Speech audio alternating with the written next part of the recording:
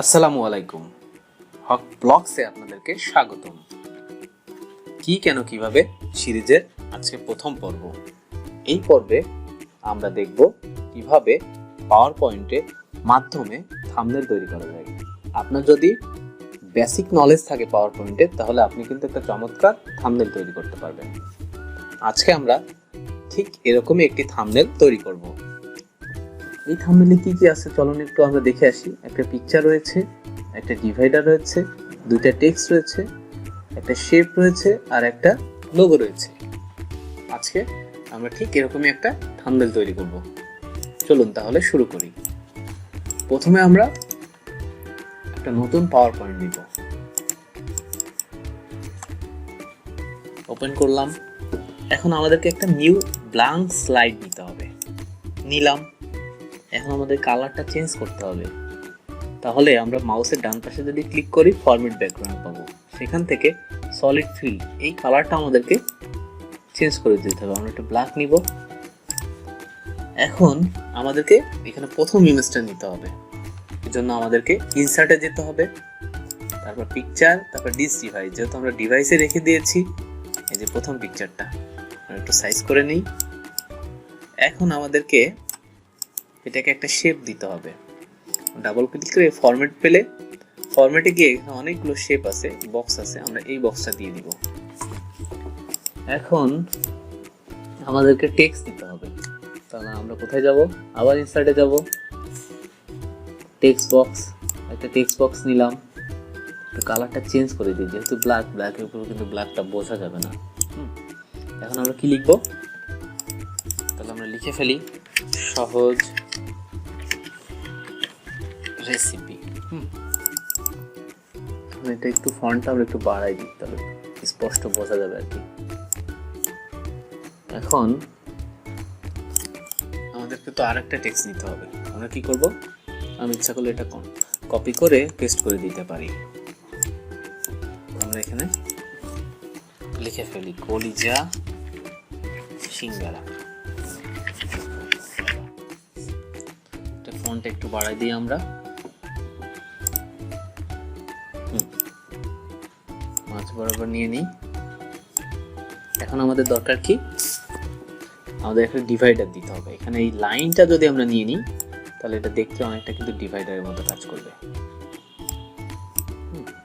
এখন এটা একটু মোটা করে দিলে মনে হয় আমার স্পষ্ট এটা বোঝা যাবে আর কি। এই জন্য আমাদের কি করতে হবে? শেপ আউটলাইনে যেতে হবে। উইথটা মোটা করে দিলাম। এখন আমরা এটা একটু কালারটা চেঞ্জ করে দিই, তাহলে ফুটবে ভালো। ঠিক আছে? মোটামুটি এটা হয়ে গেছে এটার কাজ।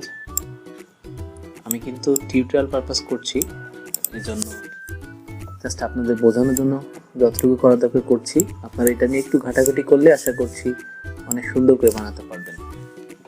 এখন আমরা কি দিব? আমরা লোগোটা দিব। এই জন্য আমাদেরকে ইনসার্টে যেতে হবে, তারপর পিকচার, ডিস ডিভাইস, সেকেন্ড লোগোটা, এই তো পিকচারটা একটু ছোট করে নিই, বসাই দিই। এটা একটু ইচ্ছা করলে বড় করে দিতে পারি। এখন আমরা একটু উপরে নিই।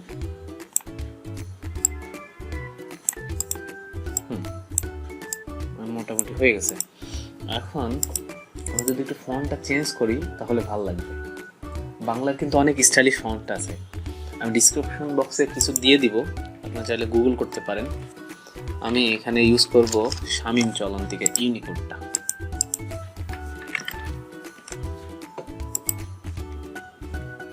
এটা আমার খুব ভালো লাগে।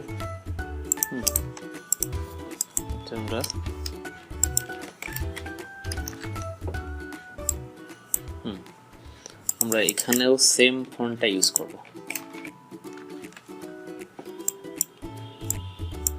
আমরা একটু সাইজটা একটু কমাই দিই, এটা একটু বেশি হয়ে গেছে বড়।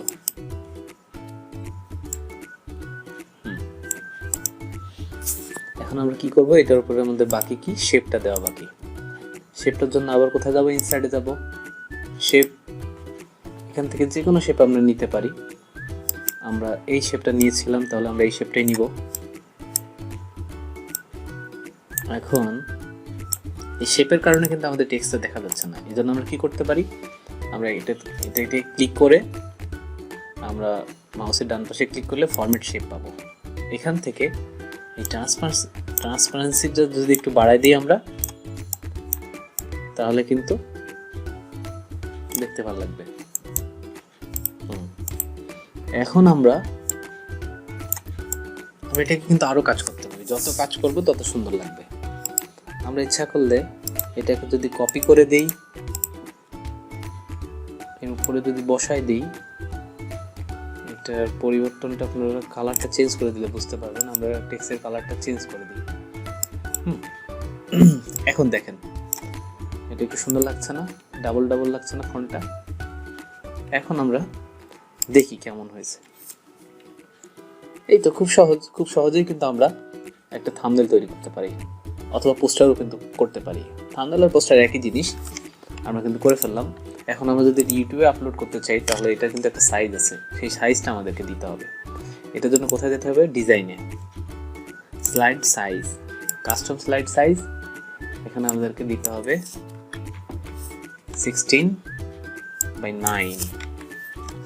ওকে, ডান হয়ে গেছে। এখন আমাদেরকে পিএনজি আকারে সেভ করতে হবে। তাহলে কিভাবে করব? ফাইলে গিয়ে সেভ অ্যাজ, আমরা ডেস্কটপে সেভ করতে চাচ্ছি, এটার নাম দিই ডেমো। এখানে পাওয়ার পয়েন্টে সেভ অ্যাজ আমরা যদি পিএনজি করি, তাহলে কিন্তু দিস ওয়ান, এটা করলে হয়ে গেছে। এখন আমরা কোথায় যাব? আমরা দেখে আসি। এই যে আমাদের থাম্বনেল কিন্তু রেডি, দেখছেন? খুব সহজ কিন্তু।